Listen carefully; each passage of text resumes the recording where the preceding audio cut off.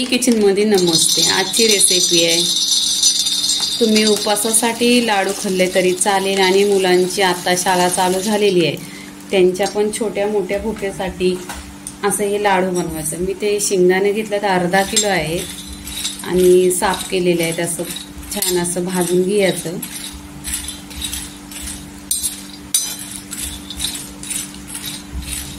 आणि हे शेंगदाण्याचं लाडू फक्त दोनच वस्तूंनी गूळ आणि शेंगदाणा आहे इथे।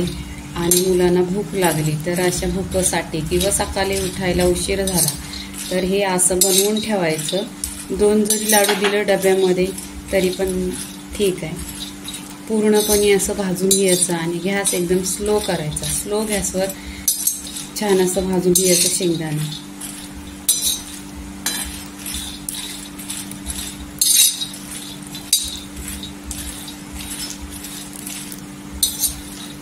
आणि तुम्ही माझ्या चॅनलला लाईक करा आणि सबस्क्राईब करा आणि अशाच नवीन नवीन रेसिपी तुम्हाला नेहमीच बघायला भेटणार।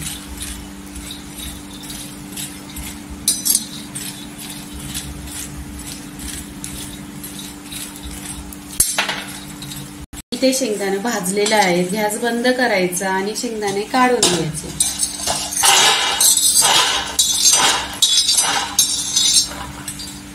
पूर्णपणे इथे काढून घेतलेले आहेत।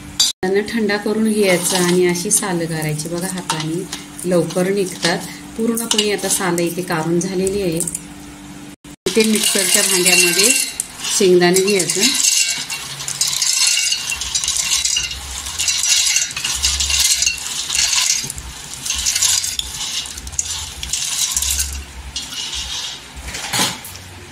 पूर्णपणे ओतून झाले। आता ढक्कन आहे ना लावून मिक्सरला थांबून मिक्सर हे शेंगदाणं बारीक करून घ्यायचं। जास्त बारीक नाही करायचं, जारच ठेवायचं। इथे मिक्सरला शेंगदाणे बघा असं बारीक करून घेतलं। जास्त बारीक पण नाही आणि जार नाही, असं दोन भाग झाले पाहिजे। इथे गॅसवर कढई ठेवलेली आहे, त्याच्यामध्ये गूळ टाकून घ्यायचा। इथे गुळामध्ये काही टाकायचं नाही तरी पण गूळ बघा कसा पिघलन।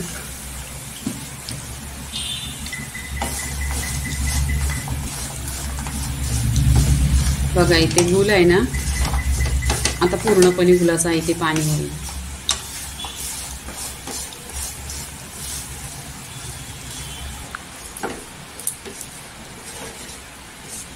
इथे गूळ पूर्णपणे मेल्ट झालेला आहे बघा। याच्यामध्ये काही टाकलेलं नाही, खाली गॅसवर कढई ठेवायची, त्याच्यामध्ये गूळ टाकायचं। गूळ टाकल्यानंतर गूळ असं पाणी सुटतं बघा। पूर्णपणे पण गॅस आहे ना स्लो गॅसवर करायचा।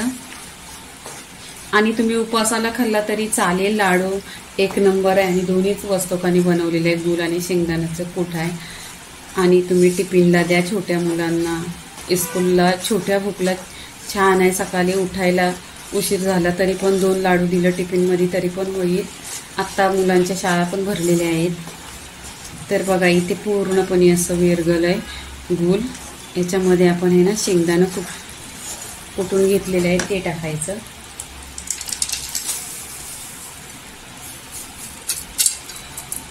पूर्णपणे इथे टाकलेलं आहे आणि इथे गॅस बंद करायचा।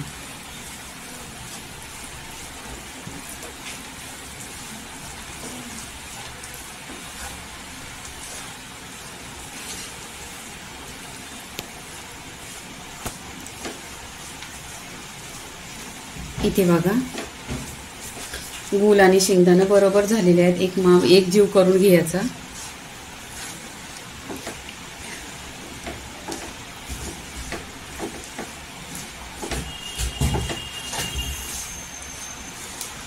इथे पूर्णपणे मिक्स केलेला आहे। गॅस बंद केल्यानंतर आहे ना गूळ थंडा होतो आणि शेंगदाण्याचा कूट पण। आता पूर्णपणे मिक्स इथे झालेलं आहे। तर आपण काय करायचं, इथं थंड व्हायला 1-2 मिनिटं ठेवायचं। बघा थंड झालेलं आहे। थंड झाल्यानंतर आहे ना असं घ्यायचं। तुम्हाला जसं छोटं पाहिजे मोठं पाहिजे तसं तुम्ही करत जा। खाली लाडूचा शेप द्यायचा आणि पूर्णपणे बघा असं होत आहे।